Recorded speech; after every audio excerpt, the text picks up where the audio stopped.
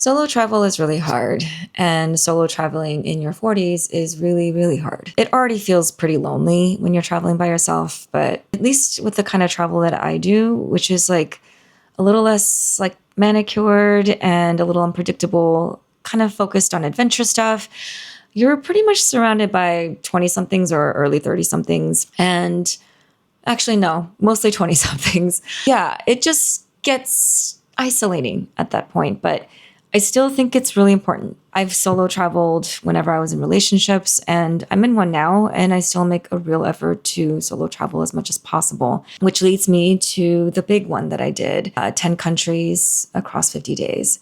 Now, I knew this was batshit. It was a terrible idea, but it just kind of happened. I didn't get to travel in my 20s and 30s. I just couldn't. I didn't have the resources, all these like travel hacks and things like that that are available to us on social media. That wasn't a thing in the early aughts. I had a wedding to go to in April in Kuala Lumpur, and then I was meeting a friend in Italy in May.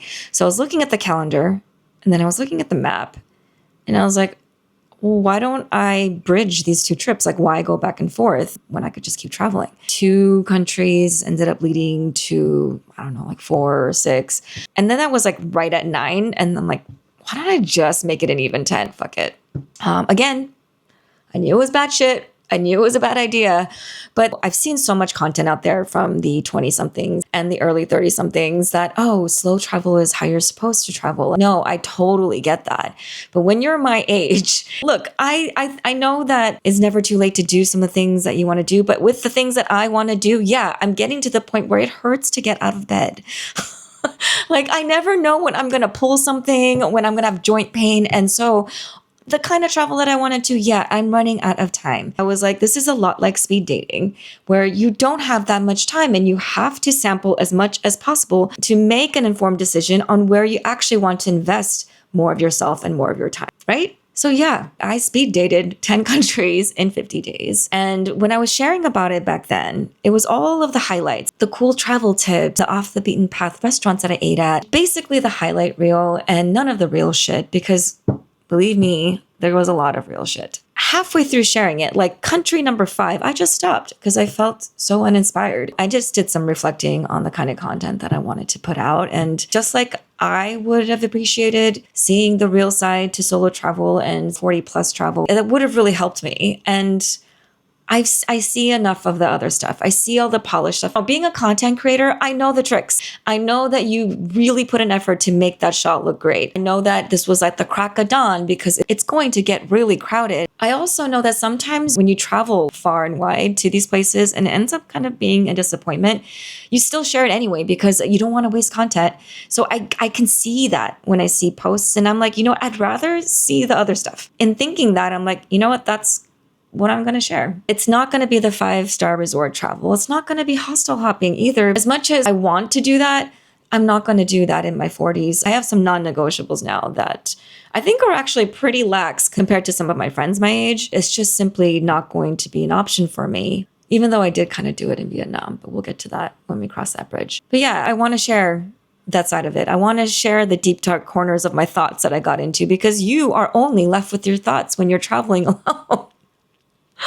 I remember the couple countries where I ended up meeting with people and I was like, oh my God, thank God. I don't think I can be introspective for any longer right now. I am an only child and I am an introvert. So by default, I am introspective and I'm totally good with that. I love sitting with my thoughts, but oh my God, day in, day out, week after week, I'm just like, okay, I need a break from my own thoughts.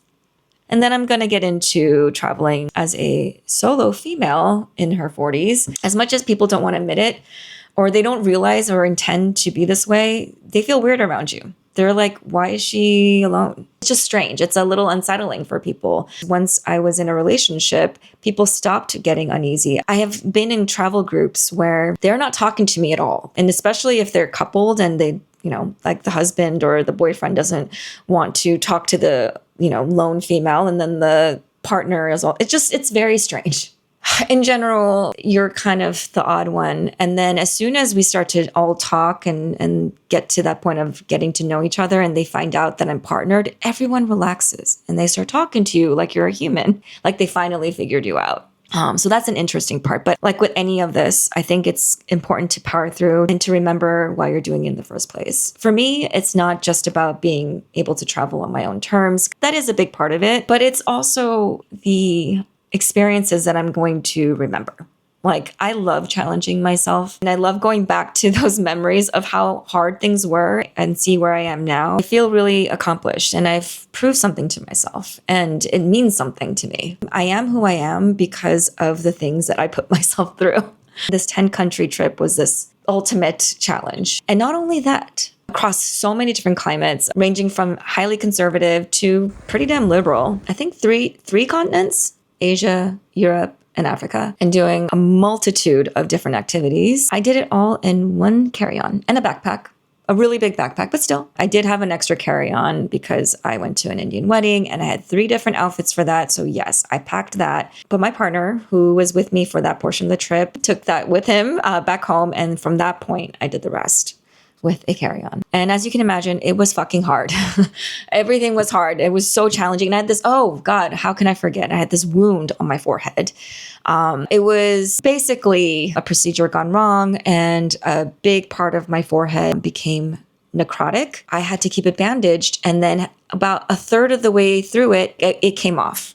So it was like a real fresh wound. And so I had to carry this very comprehensive first aid kit everywhere I went. I've gotten so many little scissors confiscated from security checkpoints. I'm thinking about it now, no matter how hard I knew it was going to be, I knew that I was going to look back on it and be glad that I did it. And that's exactly how I'm feeling right now. I kind of like want to be back there, part of me. And I don't know if that makes me some sort of masochist, but I do have fond memories of it. And I'm really glad I did it. And I feel like it's equipped me to make better decisions on my future trips. But yeah, country hopping's not going to be off the agenda. I just might do a little less than 10. Fast forward to a year and a half where we are now. I've done a lot of reflections since then on my life, on how I want to present my content. So yeah, I feel like this is a good time for me to walk down memory lane. And hopefully you guys will find this relatable and or helpful.